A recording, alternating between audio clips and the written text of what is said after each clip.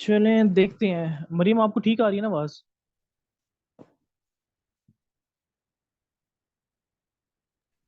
Yes sir, मुझे आवाज़ ठीक आ ठीक रही है। है। Okay fine. सो ठीक है, आप चेक करो बेटा, फिर उसके बाद देख लेते हैं। प्रेसी, जो आपका ग्रामर एंड कंपोजिशन का पेपर होता है, उसमें एग्जामिनर सबसे पहले आपका अंडरस्टैंडिंग देखते हैं रीडिंग की, क्या आपने कितने जल्दी वो आइडिया को पिक किया, या आपकी वो राइट रीडिंग स्किल्स हैं या नहीं है, या अभी भी आपको कोई इश्यूज वगैरह आते हैं। इसलिए ये practice का मकसद ये होता है कि जो मेन पॉइंट है आपने उसको कैसे लिखना है, और जो इरेलीवेंट चीज़ें आपने उसको कैसे एक्सक्लूड करना है। इसके लिए हमारे कुछ रूल्स हैं प्रेसी के बनाए हुए, उसको आपने फॉलो करना है। और ये रूल्स जो हैं कुछ इस तरह हैं। पहला रूल है कि आपने जो पैसेज है इसको बड़े ही एक रैशनल वे में, क्लियर ऑफ थॉट होनी चाहिए। आपने पैसेज को ना बड़े क्लियरली अंडरस्टैंड करने और पढ़ना है उसको। जब तक आप पैसेज को रीड नहीं ना करोगे अच्छे वे में, तब तक आपको उसकी अंडरस्टैंडिंग नहीं होगी कि बेसिकली यहाँ पे वो कहना क्या चाह रहा है। सो पहला आपका जब पेपर आएगा आपके सामने, पेपर बी होगा इंग्लिश का, तो उसके ऊपर लिखा होगा make a precis of the following passage. Passage होगा that may be of more than 15 lines, 10 lines, 8 lines. ये it depends on the passage. ठीक है, अब पैसेज आपके सामने आ गया। पहली चीज आपने क्या करनी है कि आपने उस पैसेज को बड़े ध्यान से पढ़ना है। पढ़ने का मकसद क्या होगा कि आपका जो ओरिजिनल टेक्स्ट होता है ना, आपने उसकी थॉट को करना है कि बेसिकली ये इस पे कहना क्या चाह रहा है। अंडरस्टैंड द मेन आइडिया, आपने जो मेन आइडिया ना उसको अंडरस्टैंड करना है। फिर उसके आर्गुमेंट्स आपने देखने हैं कि ये बेसिकली आर्गुमेंट्स कौन से पुट कर रहे हैं, whether it is based on some activity, या बेस्ड ऑन सम हॉबी, या बेस्ड ऑन सम पोइट, या बेस्ड ऑन सम आइडियोलॉजी। ये आपने उसके जो आर्गुमेंट्स है ना उसको देखने के किस तरह के, हाँ, कि किस तरह के उसके जो आर्गुमेंट्स हैं उसने वहां पे एक्सप्रेस किए हैं। फिर है कि sport detail presented in the text, के जो डिटेल है ना वो सारी आपने देखनी है कि उस आइडिया को वो सपोर्ट कैसे कर रहा है। लेट्स सपोज कि अगर मैं अभी ये बात कहूँ कि in the political fiasco of Pakistan the main beneficiary are the government. ठीक है, कि इस टाइम जो पॉलिटिकल फियास्को चल रहा है उसके जो बेनिफिशियरी है वो गवर्नमेंट है, खुद है, क्योंकि वो खुद नहीं चाह रही कि इसमें स्टेबिलिटी और वो इलेक्शन की तरफ जाएं। सही सही, ये मेरे एक आर्गुमेंट है। अब इस आर्गुमेंट को आप क्या करेंगे, बोझ ये इसको सपोर्ट मैं कैसे करूंगा, मैं कहूंगा कि many events have been taken place in Pakistan since the new government has taken place। उसमें मैं एक बताऊंगा कि आईएमएफ के साथ अभी तक हमारी डील नहीं हो सकी, बेल आउट पैकेजेस साइन नहीं हो सके, स्टेबिलिटी नहीं आ सके, इन्फ्लेशन को नहीं कंट्रोल कर सके। तो ये उनके पास एक सॉलिड रीजन बन गया कि अभी हम, जब तक आईएमएफ के साथ हमारी नहीं होती वो स्टैंड बाय एग्रीमेंट, तो हम उसको गवर्नमेंट का हिस्सा ही रहेंगे। सो ये मेरा एक लॉजिकल आर्गुमेंट है। ठीक है, तो ये आर्गुमेंट को मैंने सपोर्ट कैसे किया, तो ये सपोर्ट था मेरा कि मैंने एग्जांपल्स दे दिए कि कैसे है कि आईएमएफ का प्लान हो गया, इन्फ्लेशन हो गया, अनएम्प्लॉयमेंट हो गया, इंस्टेबिलिटी हो गई, और इस तरह के जो इंटॉलरेंस वाले इवेंट्स हो गए, इन सबको अंडरस्टैंड करते हुए। समझा अब आपको बात ठीक है मेरी? जी सर, आप बिल्कुल सही आ रहे हैं। That's good. ठीक है, तो हम अभी प्रेसी का रूल्स जो है इसको देख रहे हैं। तो पहला आपका जो रूल हो, और पहला जो आपके सामने जब पेपर आएगा, पहला पॉइंट, पहला जो आपने स्टेप लेना है वो ये ना कि आपने जो पैसेज है ना उसको बड़े क्लियरली रीड करना है, और केयरफुली आपने उसको अंडरस्टैंड करना है।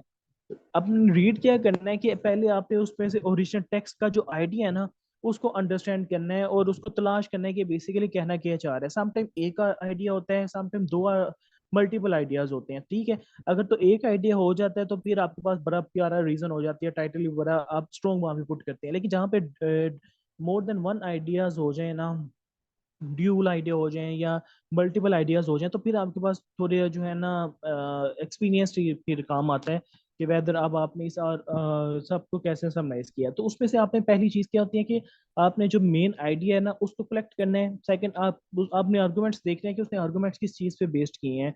उसके बाद आपने देखना है कि जो डिटेल उसने प्रेजेंट किया टेक्स्ट में है वो किस चीज को बेसिकली रिप्रेजेंट कर रही है, चाहे वो एजुकेशन है, चाहे वो डेमोक्रेसी है, चाहे वो बर्टन रसल का कोई नॉवल है, चाहे वो शेक्सपियर की कोई, बर्टन रसल की कोई बुक में से है, शेक्सपियर के नॉवल में से है, या कि current social political order order की शेप में है, यानी कि प्रॉब्लमेटिक है। तो ये सारी चीजें आपने उसमें से देखनी है कि वो प्रेजेंट क्या करना चाह रहा है आइडिया को, ठीक है। सेकंड है कि आइडेंटिफाई द की पॉइंट्स। जो की पॉइंट्स होते हैं ना आपके पैसेज में, आपने उसको आइडेंटिफाई करना है। आपने एग्जामिनर की मेंटेलिटी को देखना है कि उसने पैसेज जो दिया है उसका मकसद क्या था देने का, वो किस चीज पे ज्यादा हिट कर रहा है आजकल के टेन्योर में, ठीक है। Identify the main arguments, ideas and supporting evidence in the text. आपने उनको आइडेंटिफाई करना है। Focus on the essential information that the author is trying to convey. कि वो जो बेसिक होती है ना इंफॉर्मेशन, कि वो बताना क्या चाह रहे हैं पैसेज में, आपने उसको पिक करना है। समटाइम एक पैसेज आ गया आपको 8 लाइन का, तो वो 8 लाइन में देखना है कि एग्जामिन वो जो ऑथर है वो कहना क्या चाह रहा है। वो कहना चाह रहे हैं प्रॉब्लमेटिक वे में, वो कहना चाह रहे हैं हिस्टोरिकल इवेंट को लेकर, वो कहना चाह रहे हैं करंट स्टेटस को, या वो किसी इवेंट को लेकर ज्यादा उसको एक्सप्लेन कर दिया है। तो ये सारी चीजें जो है आपके सामने पैसेज आएगा, आपने उनको देकर आइडेंटिफाई करनी है। थर्ड है कि condense the text in one paragraph. कि आपके पास जो पैसेज आते हैं, लेट्स सपोज के 2022 में जो पैसेज आया था, that was based on two two paragraphs, ठीक है। लेकिन आपने जब भी प्रेस ही करोगे तो एक पैराग्राफ में प्रेस ही करोगे, ठीक है। अगर उसने 3 पैराग्राफ में भी दिए हैं, 4 पैराग्राफ में भी दिए हैं, 5 पैराग्राफ में भी दिए हैं, but your passage must be of one paragraph, unless unless कि वो उसने खुद ना कहा हो कि आप मोर देन वन पैराग्राफ में भी प्रेस ही कर सकते हैं, ऐसा कभी नहीं कहता। अगर कह दे तो वो फिर आपके पास उसने ये दे दिया है ऑफर कि अब आप इसको मल्टीपल पैराग्राफ में कर सकते हो। लेकिन जो रूल है, रूल के मुताबिक ये होता है कि आपकी प्रेस हमेशा सिंगल पैराग्राफ में होनी चाहिए, ठीक है। और उसको आपने कैसे लिखना है, पहले तो आपने रफ ड्राफ्ट तैयार करना है पैसेज का प्रॉपर, जो उसने मेन दिया है। उसके बाद आपने देखना है कि इसमें से जो इररेलेवेंट चीजें आपने उसको कैसे एक्सक्लूड करना है, ठीक है। Remove any unnecessary details. अब अननेसेसरी डिटेल्स क्या होती हैं, पहली चीज होती है एग्जाम्पल। आपने एग्जाम्पल को रिमूव करना है। फिर क्या है कि रेपिटेटिव इंफॉर्मेशन, ये जो रिपीट हुई है इंफॉर्मेशन, लेट्स सपोज कि मैं कहूंगा the Akbar said to the Ali, the Akbar said Ali please visit my office immediately. Akbar replied after seeing his test that I cannot come to your office immediately. Soon after seeing the text by Akbar, he replied to Ali, as I have already said to you, visit my office immediately. So it means that you are now bound to visit my office immediately. So यहाँ पर office immediately you said ये repetition हो रही है, ठीक है। इसको आपने जब प्रिसाइज करोगे तो सिंपल वे में करोगे, Akbar said to Ali, visit his office in any case. Simple, ठीक है। कि बस उसने बता दिया कि जो भी सूरत हाल है इन एनी केस में आपने मेरे दफ्तर आना है। So this is the basic way to write the precis. फिर है keep the focus of the central idea and main arguments. आप फोकस इसे उल्ट नहीं होना चाहिए। जो मेन और रेलिवेंट चीजें हैं जो उसने सेंट्रल आइडिया बता दिए हैं, आपकी सारी प्रेसिंग उसकी जुरिस्डिक्शन में घूमनी चाहिए, उसके बाहर नहीं आपने जाना। फोर्थ पॉइंट बड़ा इंपॉर्टेंट है कि मेंटेन द स्ट्रक्चर। आपने उस स्ट्रक्चर को मेंटेन करना है। कैसे करना है, while condensing the text maintain the structure of the original, use your own words to express the main points but try to capture the overall structure of the text, ठीक है। आप उसने क्या कि जो आपके वर्ड है ना, वर्ड आपके होने चाहिए, आइडियाज उसका होगा, ठीक है। मतलब कि जुबान आपकी होगी, इल्फाज इल्फाज आपके होंगे, अंदाज उसका होगा, बातें उसकी होंगी, लेकिन अंदाज आपके होंगे। वो एक शेर है ना, अंदाजे बयां बदल देता है बात, वरना दुनिया में कोई बात भी नई बात नहीं होती। तो प्रेसी में नई बात कुछ नहीं होती, लेकिन अंदाजे बयान आपने बदल देना है। अंदाजे बयान कैसे बदलना है कि आपने कहना है कि भाई ये मेन चीज है, ये मेन पॉइंट था जो आप इतना घुमा फिरा कर कह रही हो ना, कि सुबह मैं उठता हूँ, खाना खा नाश्ता करता हूँ, फिर बैठ जाता हूँ पढ़ने के लिए, फिर नमाज पढ़ता हूँ, फिर मैं सोचता हूँ कि मैं अब मजीद पढ़ाई के काबिल हूँ या नहीं हूँ, फिर मैं आराम करता हूँ, फिर रात को मैं मजीद पढ़ता हूँ, इस तरह मैं सो जाता हूँ। जब आप इसको मेन आइडिया करोगे तो आपका ये होगा कि मैं अपनी जिंदगी में कुछ बनने के लिए अपना टाइम टेबल सेट किया हुआ है, ठीक है। सो अंदाज बयां आपका बदलना चाहिए, लेकिन बात आपकी वही रहनी चाहिए। ये आपने स्ट्रक्चर को फॉलो करना है। फिर है कंसाइज करना है, कि आपकी जो इरेलीवेंट डाटा होगा आपने उसको बिल्कुल ओवर साइडेड कर देना है, उसकी जरूरत नहीं है। इसमें ओवर लोडेड क्या डाटा होता है, डेट्स। आपने डेट नहीं वहां पे पुट करनी होती। एग्जाम्पल एग्जाम्पल आप देनी होती। केस स्टडी बिल्कुल उसकी ज़रूरत नहीं है। रेफरेंस बिल्कुल उसकी ज़रूरत नहीं है। पैसिव वॉइस बिल्कुल उसकी ज़रूरत नहीं है, आप एक्टिव वॉइस में करना है। फिर उसके अलावा जो उसने मेजर पॉइंट्स बताए हुए हैं उनकी भी ज़रूरत नहीं है, बस कंसाइज रहना है। ठीक है, जितना कंसाइज रहोगे पैसे में तो उतना ही आपके लिए ये अच्छा होता है, और आपके पैसे भी उतनी जल्दी हो जाती है, और आपकी किसी और क्यूरी में नहीं आप वहां पर पढ़ते।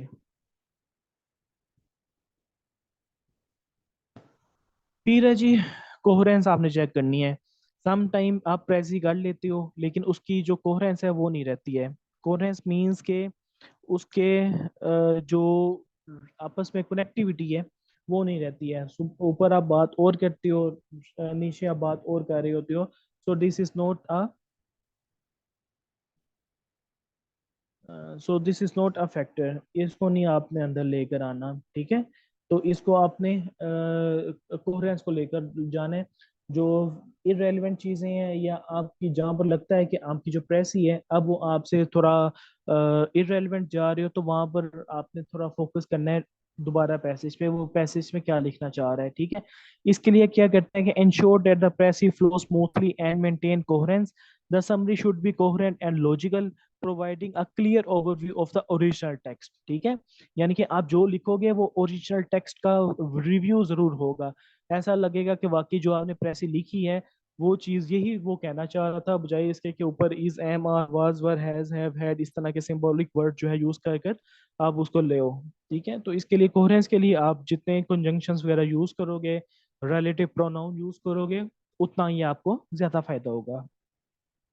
फिर है कि रिव्यू एंड रिवाइज करोगे। वंस यू हैव रिटन पैसी, फिर आप उसको रिव्यू करोगे, रिवाइज करोगे कि मेन आइडिया कवर कर लिया है, उसमें कोई चीज़ रह तो नहीं गई है, ताकि वो फिर आप दोबारा ओरिजिनल टेक्स्ट में लेकर जाओगे। आफ्टर राइटिंग द पैसी, ये मिनट में चली जाती है लड़की।